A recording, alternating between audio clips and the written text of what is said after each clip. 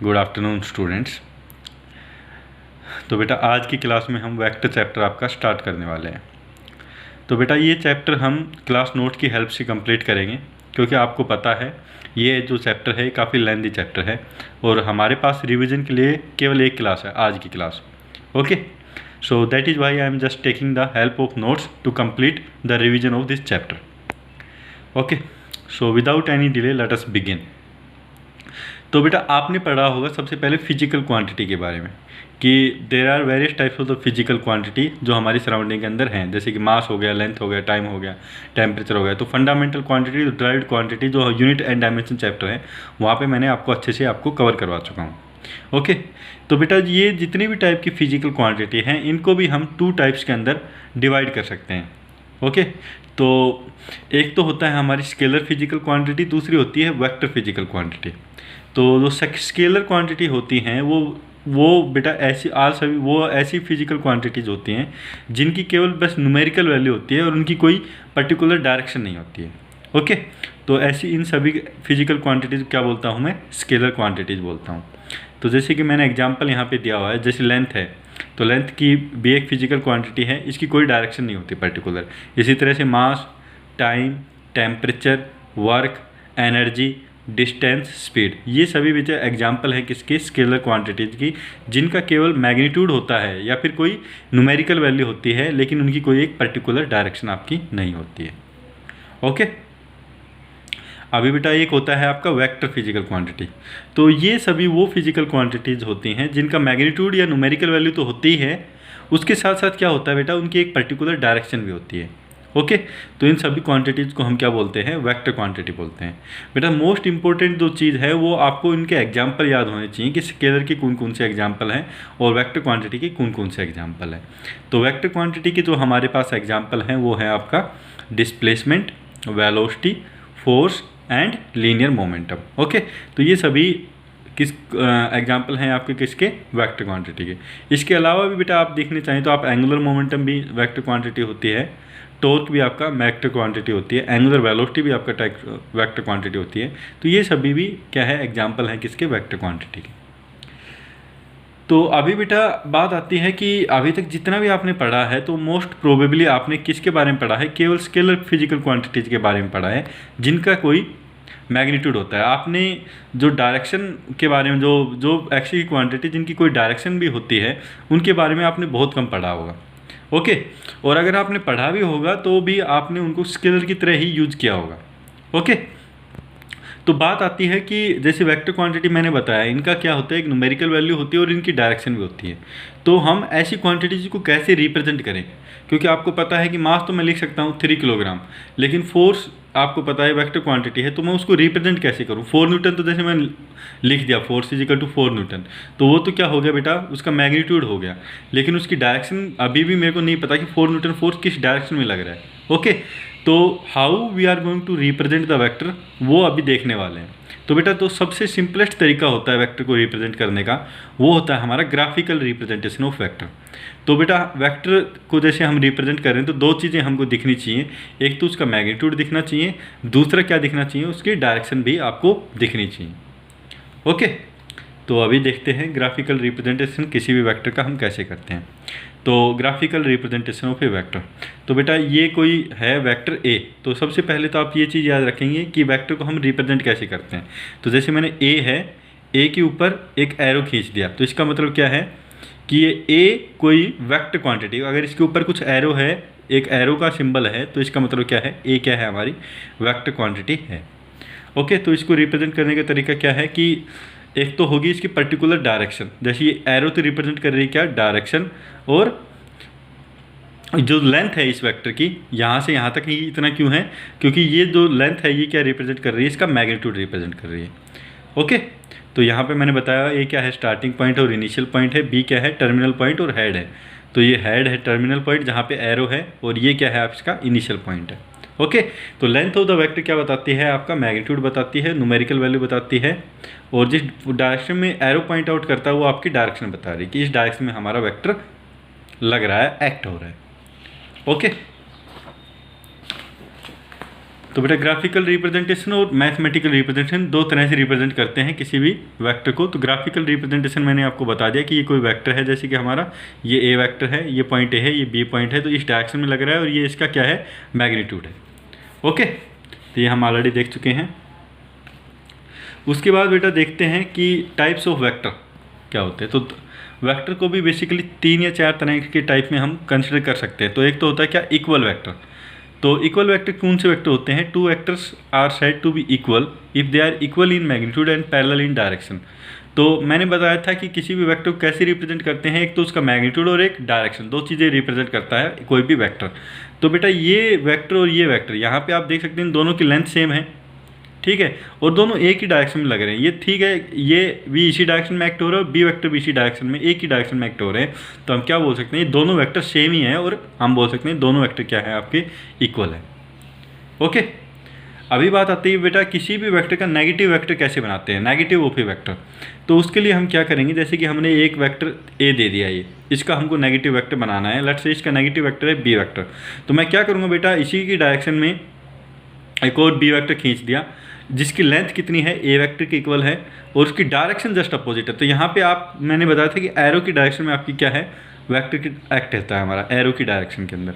लेकिन यहाँ पे जो बी वेक्टर है वो जस्ट अपोजिट डायरेक्शन के अंदर एक्ट हो रहा है, ठीक है, और इसकी लेंथ क्या है, जस्ट इक्वल है ए वेक्टर के।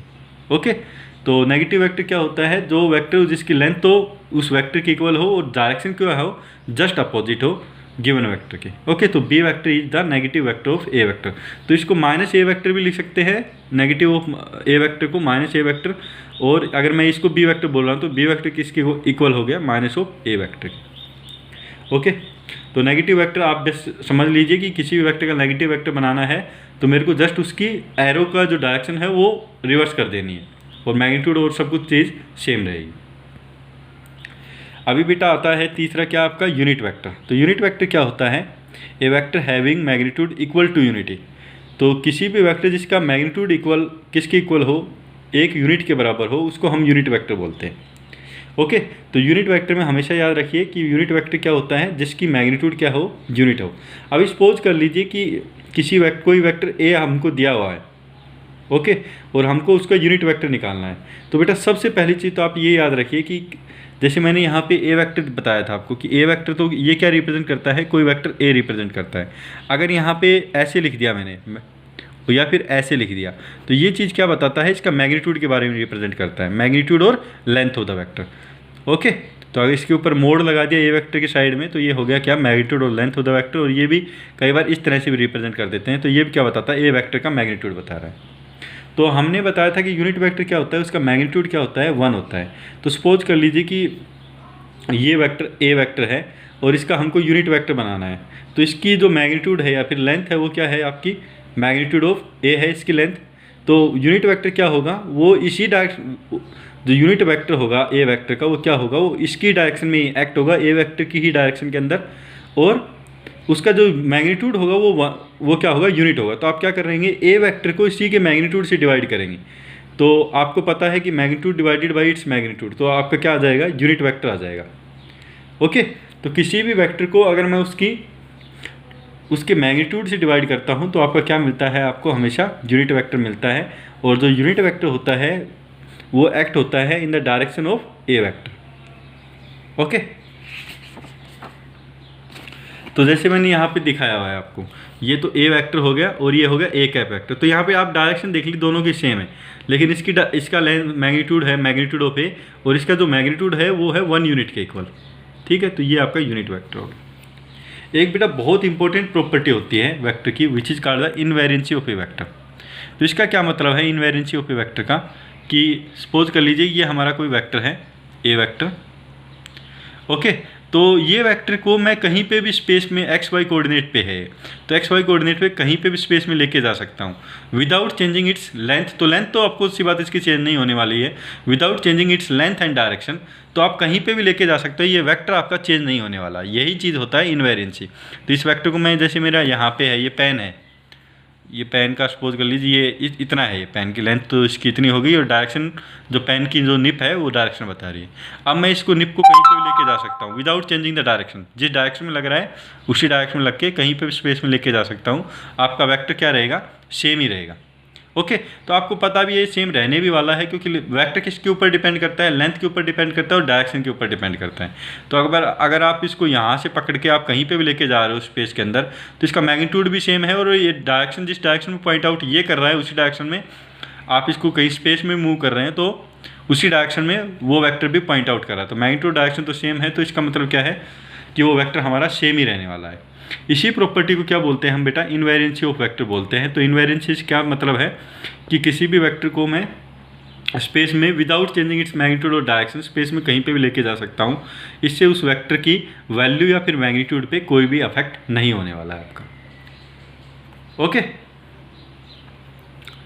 उसके बाद आता है बेटा इसी के अंदर जैसे कि दो वेक्टर हैं।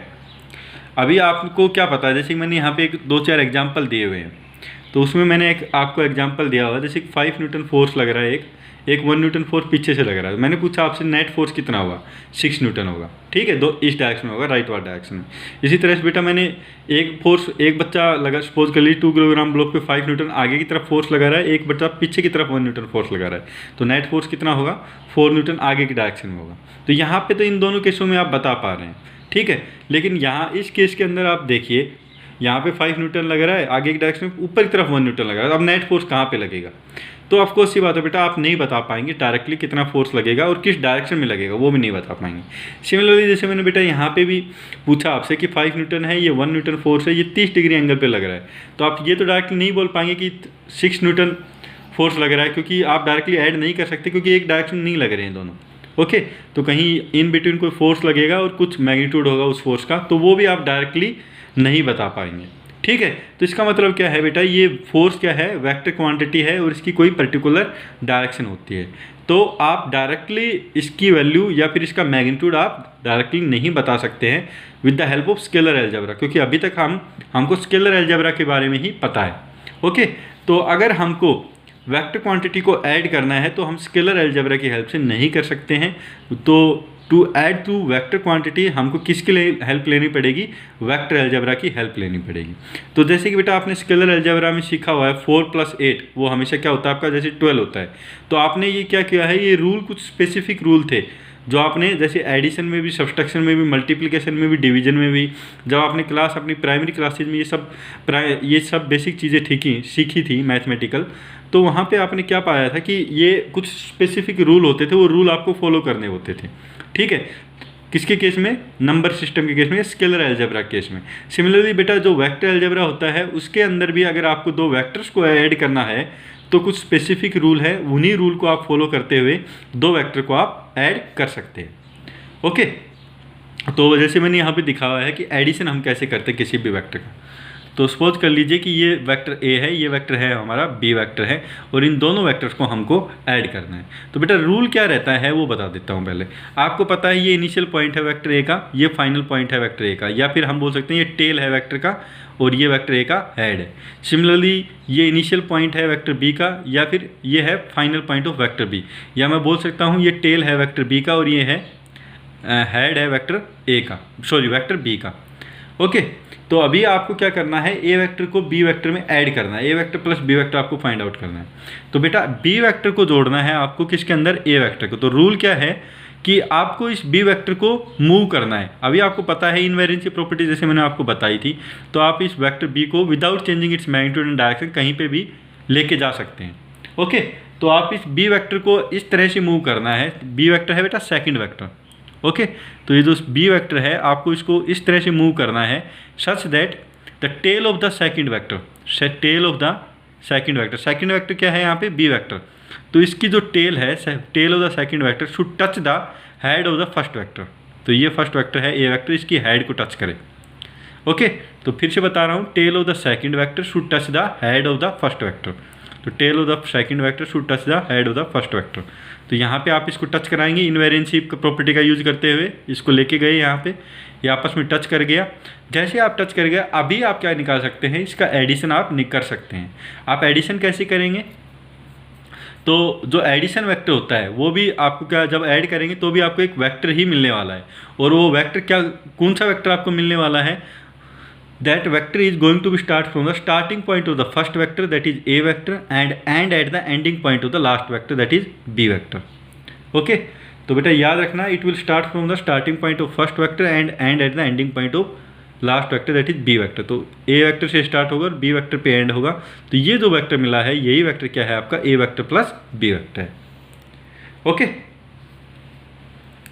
अभी बेटा इसकी कुछ प्रॉपर्टी है स्टैंडर्ड वेक्टर एडिशन की, तो ये प्रॉपर्टी आप एक बार देख लीजिए करके कि एक फर्स्ट प्रॉपर्टी है vector addition is commutative. Commutative का क्या मतलब है, ए vector plus B vector is equal to B vector plus A vector, तो ये ट्रू होता है आपका। ओके, दूसरी जो प्रॉपर्टी है वेक्टर एडिशन इज एसोसिएटिव।